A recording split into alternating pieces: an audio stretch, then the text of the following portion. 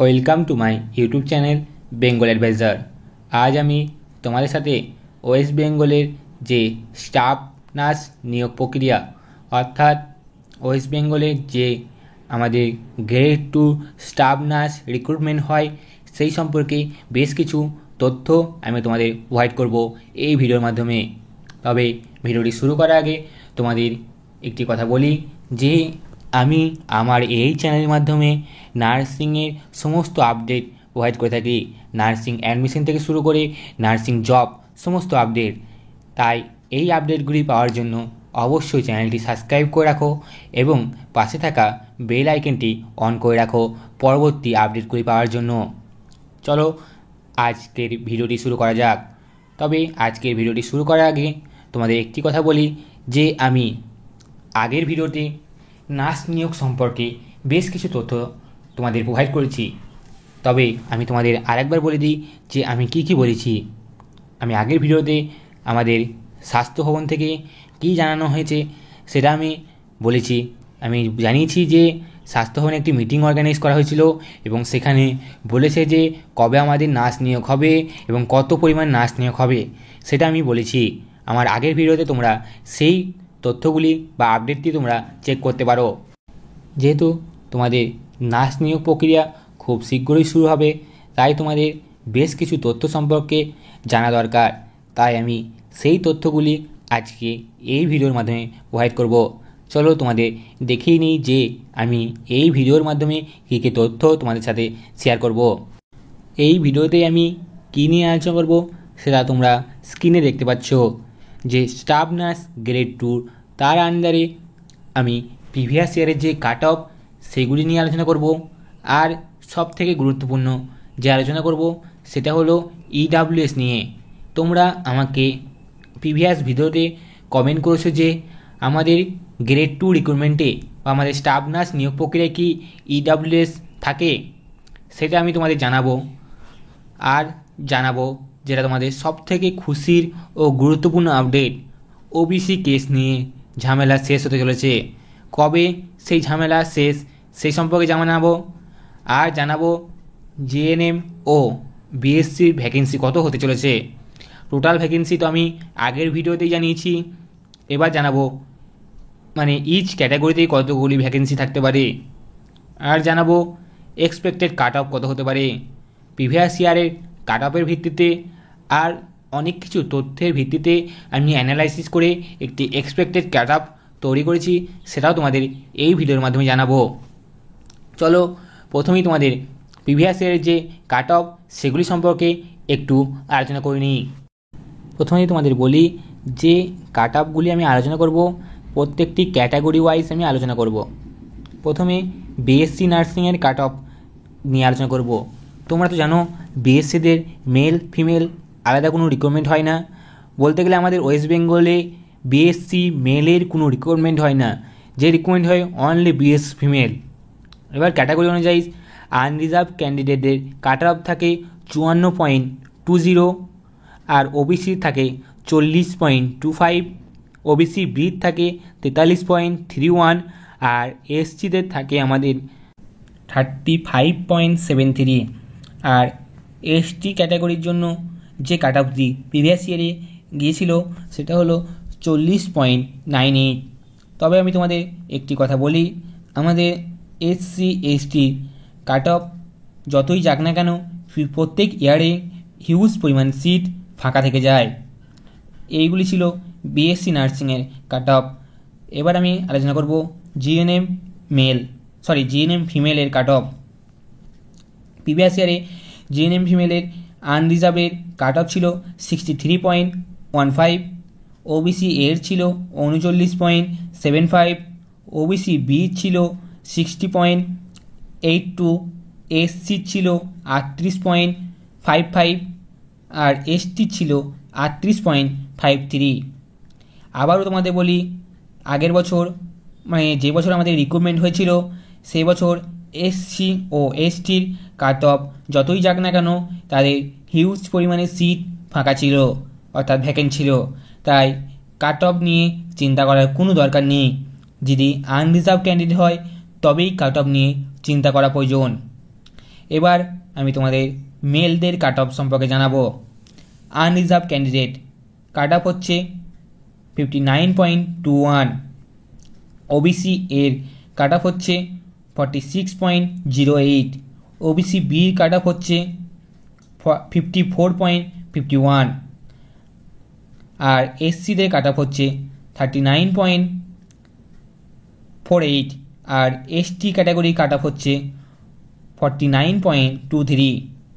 এইটা ছিল প্রিভিয়াস ইয়ারের মেলদের কাট অফ, যে বছর আমাদের মেলদের জন্য 425টি সিট অ্যালোকেটেড হয়েছিল বা ভ্যাকেন্সি পাবলিশড হয়েছিল। এগুলি নিয়ে আমি বিস্তারিতভাবে আলোচনা করে দিলাম। তোমাদের সমস্ত ক্যাটাগরির আমি প্রিভিয়াস ইয়ারের কাট অফগুলি তোমাদের সাথে আলোচনা করে দিলাম। আর পোস্ট বেসিকের কাট অফ নিয়ে আলোচনা করলাম না, বিকজ পোস্ট বেসিকের যে সিট বেরিয়েছিল তার একটি সিট কেবল অ্যাপ্লাই হয়েছিল, সো তার কাট অফ নিয়ে আমি এখানে আলোচনা করলাম না। এবার যে টপিকটি নিয়ে আলোচনা করব সেটি হলো তোমাদের এই ভিডিওর সবথেকে গুরুত্বপূর্ণ টপিক আর তোমাদের সকলের মনের কোশ্চেন, যে আমাদের নিয়োগ প্রক্রিয়ায় অর্থাৎ গ্রেড 2 স্টাফ নার্স রিক্রুটমেন্টে কি আমাদের ইডাব্লিউএস থাকে বা ইডাব্লিউএসের জন্য কতই বা সিট থাকে, সমস্ত কিছু এটাই তোমাদের সকলের কোশ্চেন।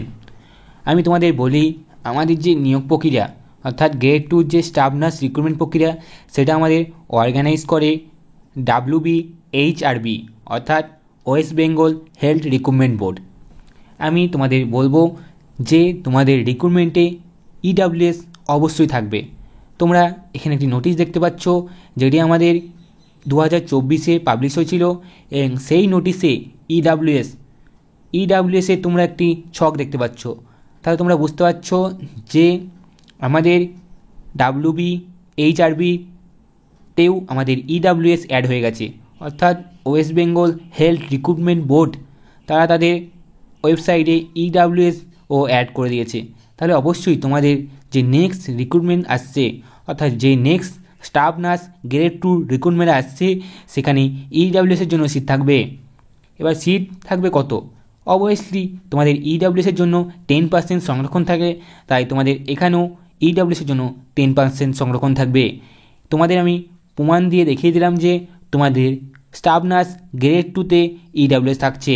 তোমরা অনেকেই কমেন্ট করেছিল কি আমি ভুলভাল বকছি যে আমার ভিডিওতে, যে আমি ইডাব্লিউএস কোথা থেকে পাচ্ছি। তোমাদের আমি প্রমাণ দিয়ে দেখে দিলাম যে আমি কেন ইডাব্লিউএসের কথা বলেছিলাম, এবং ইডাব্লিউএস তোমাদের এই নিয়োগ প্রক্রিয়ায় অবভিয়াসলি থাকবে। আর তোমরা দেখতে পাবে যে যখন তোমাদের নোটিশ পাবলিশ হচ্ছে সেখানে ইডাব্লিউএস থাকছে। এই ছিল ইডাব্লিউএস নিয়ে আজকের আপডেট। এবার তোমাদের যেটা দেখাবো যে তোমাদের টোটাল ভ্যাকেন্সি কত হতে চলেছে এবং কাদের জন্য কত ভ্যাকেন্সি বেরোতে চলেছে।